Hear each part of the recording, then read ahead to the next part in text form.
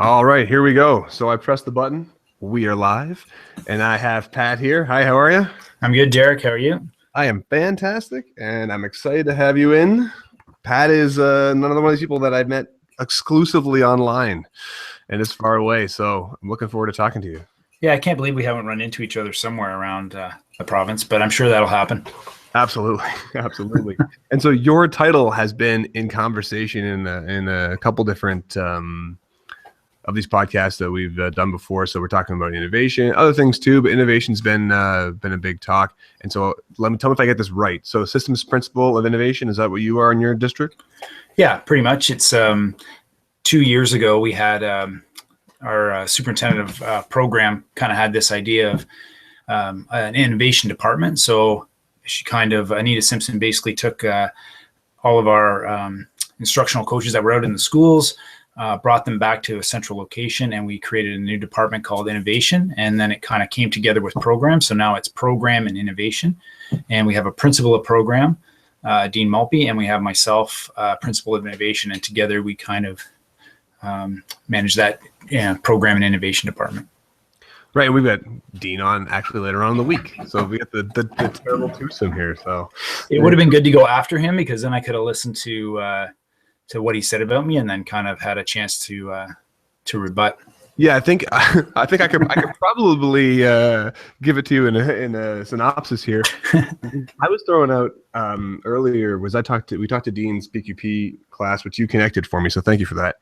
And I was wondering if giving innovation a title and isolating it like that, if in doing that in a certain way you're squashing it. And one of the things that made me think that way, and I'm not even sure if it's correct because I haven't seen it in action, is my local, so Ottawa University has an innovation cohort now. And so some students are going to identify themselves as, okay, innovation is important to me. And so they're going to do the innovation specialist on the cohort when they do their teaching qualification. But does that send a message of like, okay, when you're in this little box, when you're in the innovation class, you're innovating and otherwise everything else isn't innovating? You know what? When I saw that cohort come out, my first thought was, oh, that's great. They're kind of validating a mindset of innovation. And then I thought, well, why wouldn't everybody want to be in that cohort? And I get your point. And I think what you said about me connecting you with Dean for that other podcast, I think that is more about what my role has kind of become, is about connecting people who are doing great things around the district and around the province, but don't necessarily know each other or know what they're doing. And so, we haven't seen, I don't think, any kind of squashing of innovation. And I think what's happened for us, Derek, is we had all these people doing all these great things in secret because they didn't want to get into trouble. Right. So these people out there were like getting permission, right? Yeah. And what we had done inadvertently, I guess, in a way, is criminalized innovation. So we had pushed these people to the fringes and into the shadows, and they were going ahead anyway, just without our support and without anyone knowing what was happening. So once this department came into being, we had people coming out of the woodwork saying, hey, I'm doing this over here. Is there anyone out there that can support or help, or what do I do next, kind of thing? So we've had kind of a flood of people coming forward with things they're trying, whereas before they were all hiding out. Right. So it's kind of like shining a light on stuff that might already be happening and legitimizing it. I've certainly heard a lot of people say that sort of thing, that they come up with their crazy ideas and the principal sort of tolerates it, or they haven't noticed it yet, or that sort of thing. Well, it's funny because one of the I've been thinking about a few things lately, but one of them a few months ago was about how districts execute ideas. And then it hit me that execute means two things. And so I sent out a little graphic that just said, does your organization execute ideas, or do they execute ideas? Right. And I think not only organizations, but even individual schools and classrooms, right? So if you've got a district that executes ideas and just says, no, that's not happening, then those principals will execute ideas in schools and say, no, that's not happening. And then teachers will execute ideas in classrooms and say, sorry, kids, that's not happening. So right. I think a district needs to make up their mind which one they're doing. and then they need to make it explicit to everyone.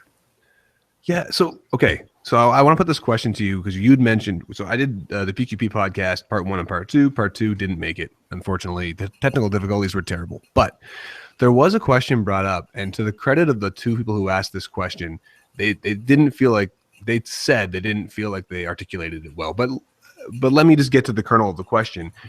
There are future leaders, there are future vice principals and future principals, and they want to know from my perspective, what would I do with a teacher that was just trying an educational trend because it's trendy, and that they were throwing themselves at this trend or this idea, but they were totally forgetting about the basics of teaching and the cores of learning, and that wasn't important, and they were just worrying about the trend. And my sort of response was, I've never seen that. Right? I've never seen someone throw themselves at something and not have the rest happen as well. But they sort of argued back, and they believe that they had these teachers that are teaching these fluffy things. And it made me realize that that's a perception that people have when you look at sort of when we talk about innovative teachers. Right. And you know what? I have seen that. And mostly the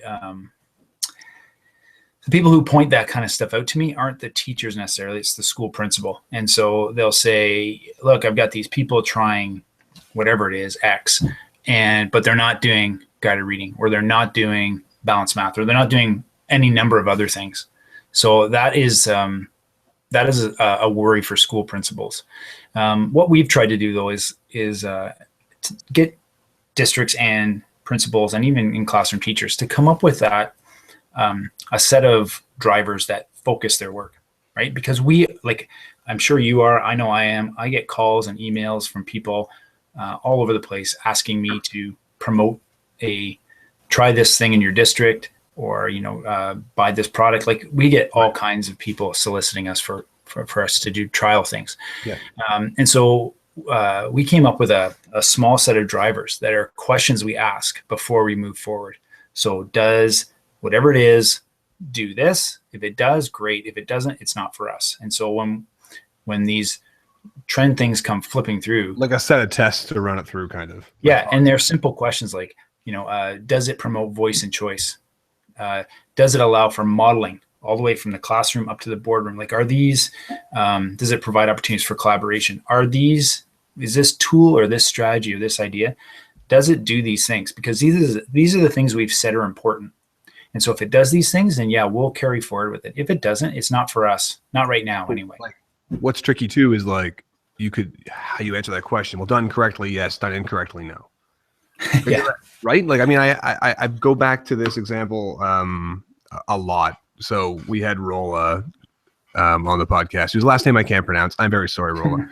And she has this crazy idea where in her class, the tables and chairs all fold up, and they live in the back of the class. And then when the kids come in, they set up the classroom however they want. And then at the end of the day, they tear it down, and it gives like complete freedom to the classroom and to the students, right?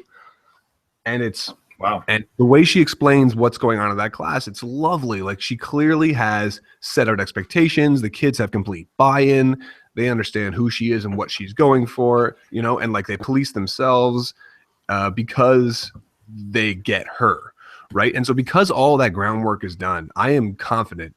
I've never been to that class. I'm confident that everything that needs to get done in that class is getting done. However, right. If it was a different teacher, would it necessarily be the case? And so I'm talking to these folks in the PQP who potential new leaders, and they were saying, well, if it's not the case, then they can't do it. And so my concern was that's not giving a teacher a chance to try and figure it out, because I'm sure Rolla probably wasn't that good at this crazy idea when she first started, right? Like, she's got to figure it out too. That's the problem with demonstration classes is you're going into a classroom that's been running and operating that way for some time. And the students and the teachers all, like you say, understand each other and understand why they're doing it. And then you want to take that back to your own context. It's not going to work like that from day one. No. And teachers need to know that they can go ahead and try that and not worry that it's not going to look like that on day one. Right. And does the principal get that too? That's okay. That the leadership gets that there's an amount of failure or an amount of, craziness that will happen to allow you to get to that goal. Yeah, well, they need to. Otherwise, it's going to go back to that whole thing we talked about at the beginning, which is it's going to be in secret, right? They're going to start trying things and kind of not tell anybody they're doing it. Right. Well, and when you have that, when you have people doing it in secret, I can only assume that means the vast majority of folks aren't doing it. Right. And the other thing is they need to know why they're doing it too. And I think sometimes you ask when teachers want to try something new, sometimes the question is, are you doing this because it's easier for you or better for kids? Right. And that's a tough question for a principal to ask a teacher. Right. So that's a great litmus test, though, right? That brings it back to the kernel. Yeah. And I've had principals who come back to that as a teacher who that was their go-to. We're here to make things better for those kids. Is what we're doing, is this good for them? Or is it just because it's the way we've done it, or it's easier for us? Right. And so sometimes we need to do it, something that's more difficult or more work or takes longer because it's better for kids. Right. That makes sense. Or it gets us out of our comfort zone, right? I would almost add to that is better for kids now, because I've had the argument with people before about, look, this has worked before, it'll work eventually for these kids. Right. Right. Like, I mean, people are constantly evolving. Like what worked 10 years ago might not work now, or it might, but it might not. Yeah. I've got that. That's another thing I've been thinking about lately is this whole thing about being future ready. And some people love it, and some people have a bit of a bugaboo with the whole future ready term.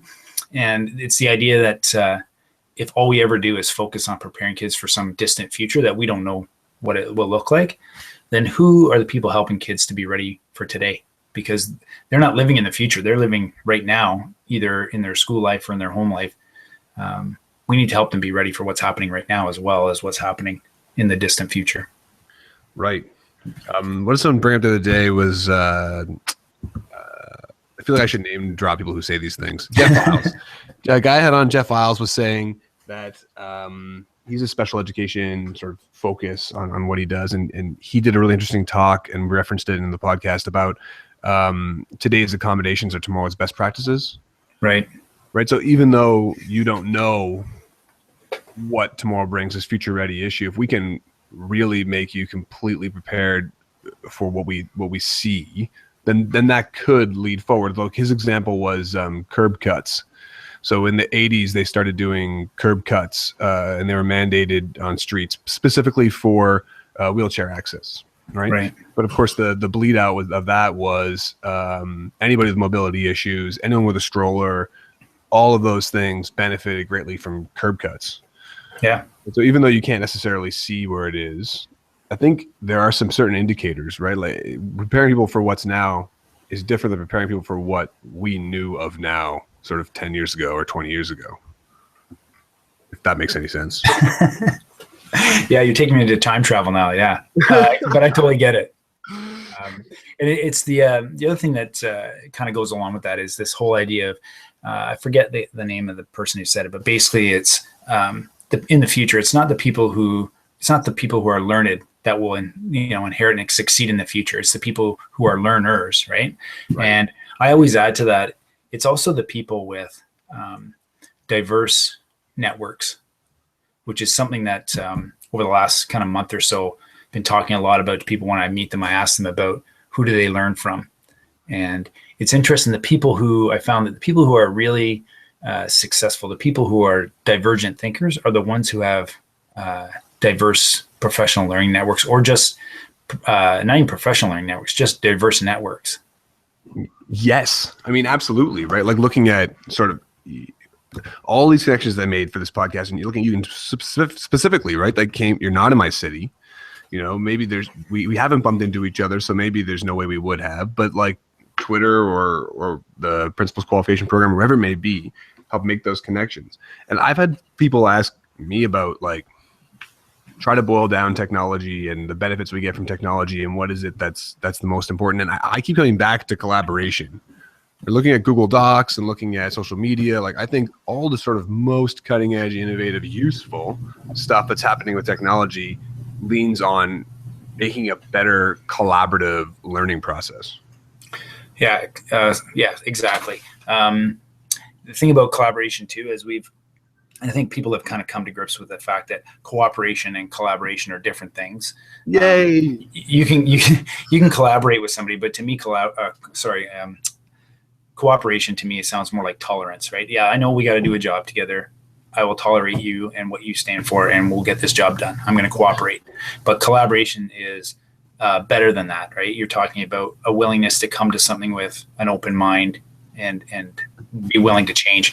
But then there's another step beyond that, which is this idea of co-responsibility. And that's what we've tried to achieve with our school learning plans and our learning stories. So I don't know if Dean mentioned that the PQP candidates were documenting their learning through a learning story or not. Did he mention any of that? He did not mention that. Okay, that's probably because it was my idea, right? So right. Yeah. But so basically, the learning story is a document that all the people involved in the learning, and whether it's a collaborative inquiry or some other kind of learning, that's where they document their learning. And so in our district, those learning stories are facilitated by somebody on our team, but the authors of the learning are the people in the inquiry.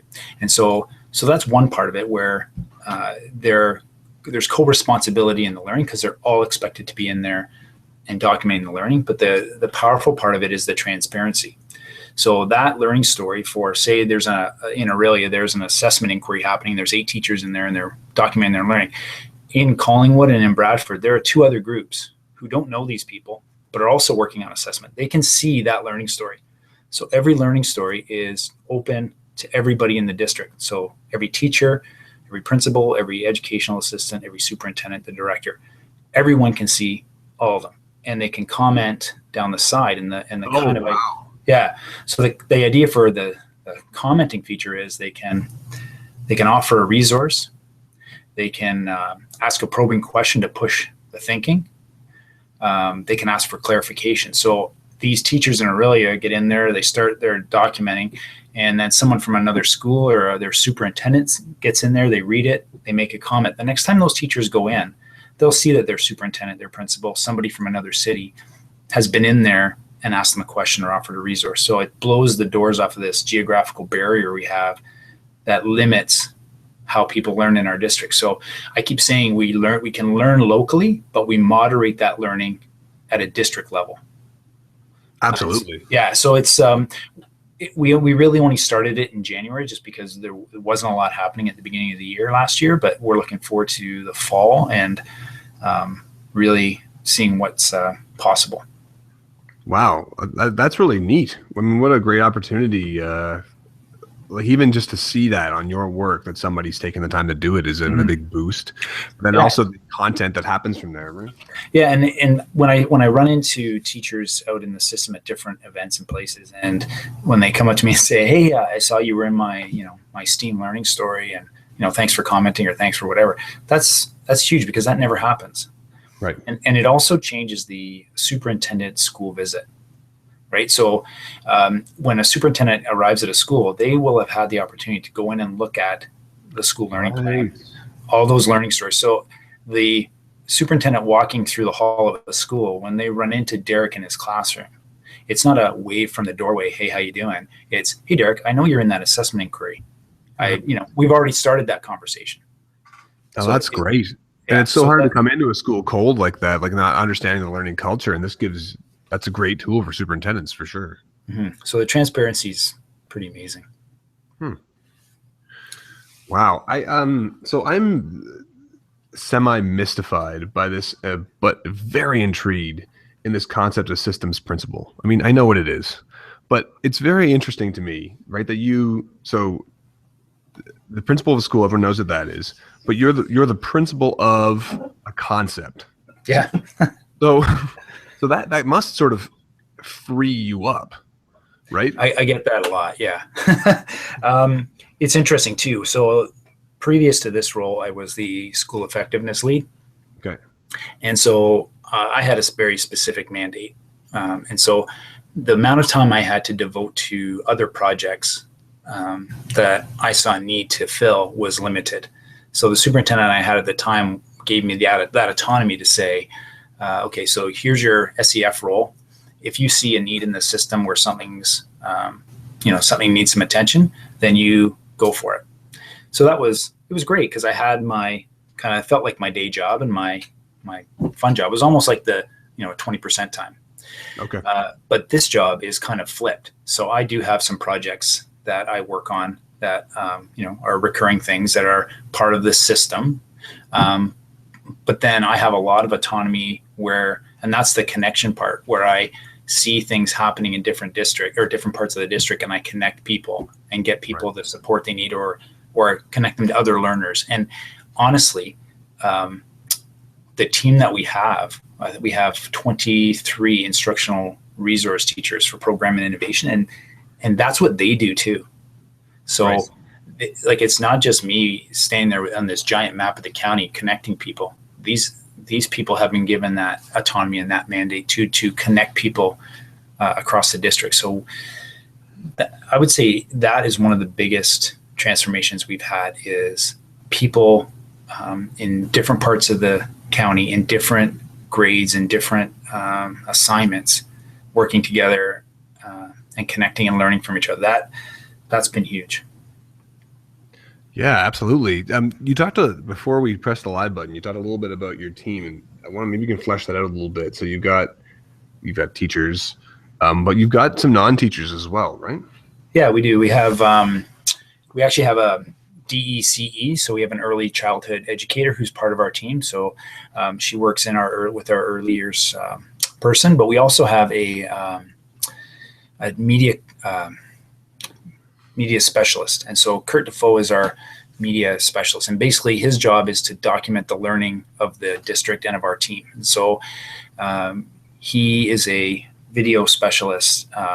So he captures all the footage and then kind of, breaks it down and makes it into, usable video content. But he also takes footage that the team records out in the field. So he can't be everywhere at once. If it's a larger thing, he will go and record it all, but he also takes a lot of footage from our team and puts it all together. Right. And he also builds some of our web content with our board learning plan. So our board learning plan is actually an interactive document. So when you get to it, you can actually navigate through it. And so Kurt put that together. So it's great having somebody on the team who is a non-teacher, because he asks questions about things that we would just assume or take for granted. Yeah, absolutely. So it's great having his perspective on, why we're doing things. He often, when people ask him to make a video, he often says, "Well, why do you want to make that video?" Just because you can make a video doesn't mean you should. Right. Yeah. I mean, that makes perfect sense. Yeah. But what a great way to tell a story. Yeah, we've got an exciting one on the books for the fall too. You talked about transforming a learning space with that. I'm interested in that, how that teacher, kind of remakes her classroom every day. We've got a couple teachers for the fall that are up for having a couple of different scenarios happen. And so Kurt's going to be part of the kind of recording of that. But it's interesting because we've got a teacher ready to set up her classroom with nothing. So the kids walk in and it's the first day of school. Oh, that's fantastic. Nothing in there. So we're going to be talking to those kids outside. We're going to film them coming into the room, get their reactions to an empty space, and then record some of the teacher talking about what do we want this space to be. Then we've got another teacher who's willing to set her classroom up in a very traditional way in rows.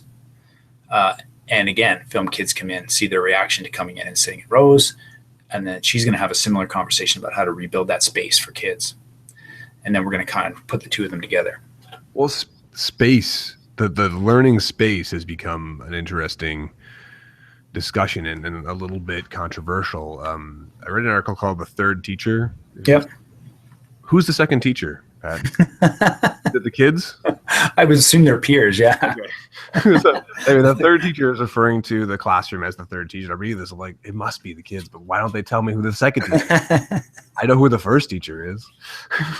But anyway, the idea is, right, that the classroom should be created in a way that that informs the students or gives them a sense of ownership. But the sort of knee-jerk reaction to that is, why are there beanbags in this classroom? That's just because you want to be fun. That's not because it's actually helping the kids, right? So I don't know. It's an interesting discussion, this one. It is, and it's it's an interesting discussion because it also brings in so many other players into something that traditionally has been the purview of just the teacher or the school principal. Right. So when you transform a classroom space, you're saying all the furniture that purchasing bought, the cleaning of that furniture, the cleaning times, the products that are used by facilities are going to change. And also there's liability with different types of furniture and items in the classroom. So now you're bringing in facilities, and you're bringing in custodial, and you're bringing in the purchasing department, who typically, have not really had much to do in the classroom on a day-to-day basis. And now all of a sudden we need them in there to say, yes, we want this beanbag chair in here. How do we go about doing it properly? Right. Yeah. And then I was thinking, I'd have to admit that wasn't my biggest concern. I was thinking that does make a lot of sense. Absolutely, right? It does bring that in. But you've got a sort of, not just a generation, you've got multiple generations of people who learned and rose, and they can kind of get their heads wrapped around groups, I guess, and different variations of desks. But once you start to blow apart that desk, it is... So first of all, would we buy in for those who had never seen that before? But secondly, are you doing it for the right reasons? Like, is there something behind that says that I'm going to read better on this beanbag chair, or I'm going to be able to collaborate better when I'm standing and not sitting, and then to get that information out to all the stakeholders so everybody gets it? Yeah, the last thing a parent wants to hear, a custodial parent wants to hear is you're experimenting, right? Yeah, we had a similar case with a group that was looking at focusing on feedback rather than grades.